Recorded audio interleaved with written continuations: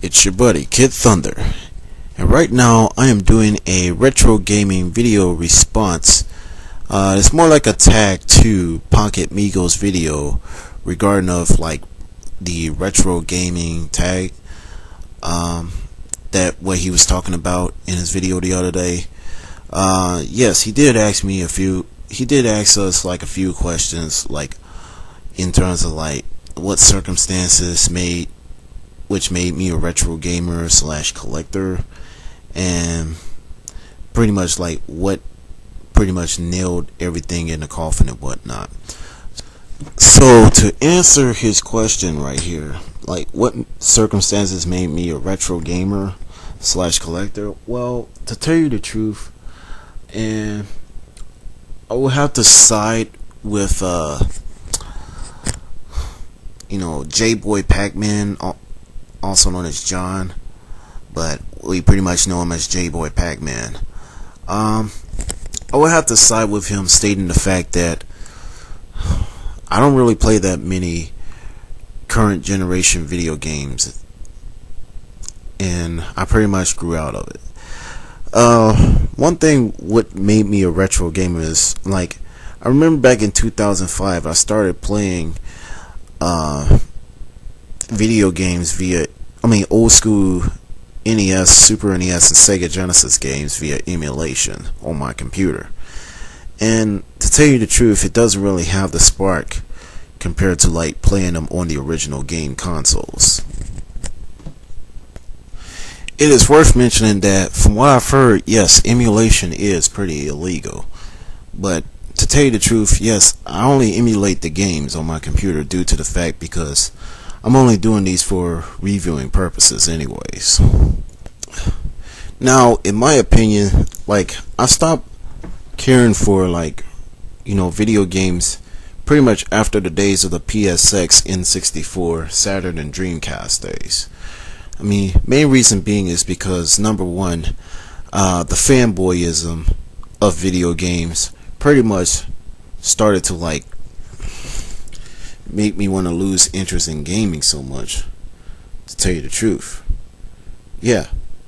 Now, in my opinion, to tell you the truth, there was fanboyism in video games back in the days of Sega Genesis and Super Nintendo. But to tell you the truth, it wasn't that much fanboyism compared to like the fanboyism of video games that's occurring right now. Okay, so to tell you the truth, like before someone might be out there stating that, I need to go out and get some new games and stuff like that, get games that's, Now, to tell you the truth, the only current generation video game system that I have is a DS. And in my honest opinion, I do feel that the DS holds a spark to how gaming was really gaming back in the day. If anything, all of the handhelds of this current generation, particularly the Nintendo handhelds, pretty much still holds that spark of gaming anyways. Now, I'm not trying to say that to be a fanboy, no. Because I'm not a fanboy, I'm a gamer. But yeah, and come to think of it, I do plan on getting a PSP one of these days. But in my honest opinion, there are a few games that I want to play on the PSP. Obviously, the Gradius collection, as well as the Sega Genesis collection. Maybe Mega Man Powered Up, Ultimate Ghosts and Goblins. I do find that there are some hidden gems on the PSP. It's not just the DS, so yeah. Now, some of you all out there who is obviously watching this retro game tag video right here is stating the fact that, kidThunder, why are you still living in the past? Could you move forward? Well, I don't know about you. The NES was my generation. The Super NES, the Sega Genesis was my generation. The PSX was my generation. The N64 was my generation. The Dreamcast was my generation.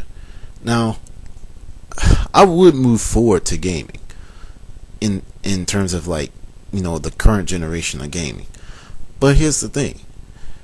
The spark of this current generation of gaming doesn't even live up to how the spark of gaming was before the days of PS2, Xbox, and GameCube, in my opinion. Now, I'm not trying to say that to bash the systems, but to bash this current generation of game consoles, no. But to tell you the truth, I'm not really sure why. Maybe it's because I'm getting old and into my mid-20s, to tell you the truth. I don't know. That might be the case. Now, in my opinion, I do find, stuff like the motion control, with the Wii remote, as well as the upcoming PlayStation Move controller. I do find motion control as quote unquote a gimmick, as well as a novelty, in my opinion. Some of you all might disagree with me, but in my opinion, yes, motion control is, in my opinion, a gimmick and novelty. Whatever happened to just, simply, holding the controller in your hand and just doing nothing but pressing buttons and whatnot. And in speaking of pressing buttons, to tell you the truth, like in certain video games now, why does it have to be so many button combinations to do whatever in whatever game you're about to play?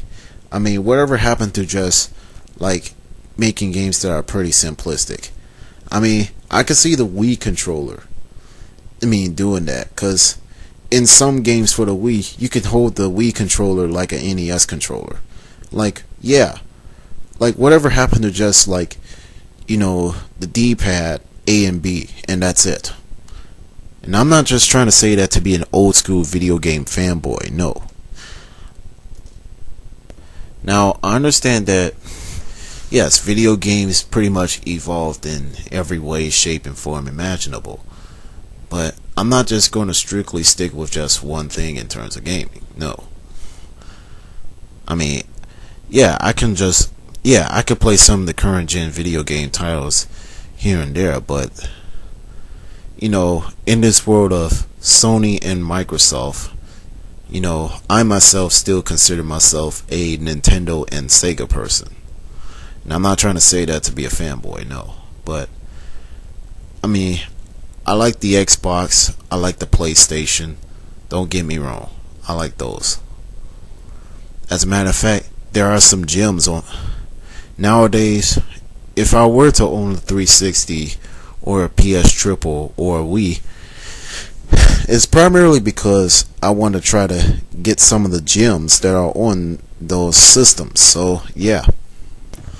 Another thing which made me, a retro gamer / collector is because, to tell you the truth, back in the day, all I ever owned was an NES, and then I made my leap from an NES to an N64